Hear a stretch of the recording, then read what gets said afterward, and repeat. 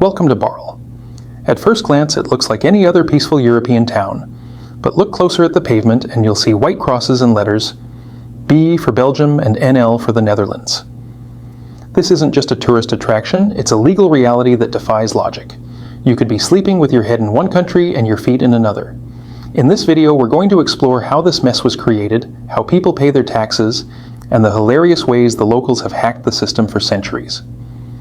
To understand this chaos, we have to travel back to the year 1198. Back then, there were no countries like we know them today. Instead, there were local lords. The Duke of Brabant and the Lord of Breda had a very strange relationship. They used to trade pieces of land like they were playing a game of poker. One lord would trade a fertile field for a strategic hill, creating tiny pockets of land owned by different people.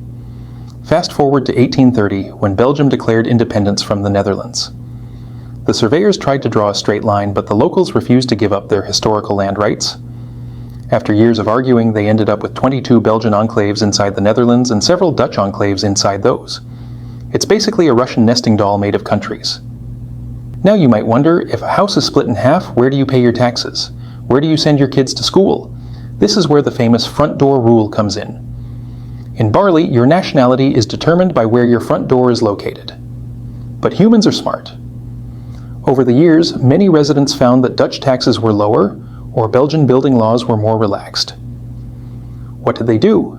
They literally moved their front doors. There's a famous story of a house that was built exactly on the border. When the owner wanted to renovate but couldn't get a permit in Belgium, he simply moved the door a few feet to the left, became Dutch overnight, and finished his house under Dutch laws. If you think the front door rule is weird, wait until you hear about the cafe escape. For decades, Dutch laws required bars to close at midnight, while Belgian bars could stay open much later. In restaurants that the border cut through, waiters would literally ask customers to move their chairs and tables 3 meters to the Belgian side at 11:59 p.m. so they could keep drinking. And during the COVID-19 pandemic, things got even weirder. One half of a shop had to be closed because of Dutch lockdowns, while the other half, the Belgian side, could stay open. Imagine a store where you can buy a shirt on the left side, but the fitting room on the right side is legally out of bounds. Living here means having 2 of everything. There are 2 mayors, 2 police forces, and 2 fire departments. If a crime happens on the border, both police forces often show up and have to decide whose jurisdiction it is based on, you guessed it, where the front door is. But despite the administrative headache, Barl is one of the most peaceful places on Earth. It's a place where the concept of us versus them doesn't exist because everyone is a bit of both. It's a living laboratory of what Europe, or even the world, could look like without hard borders.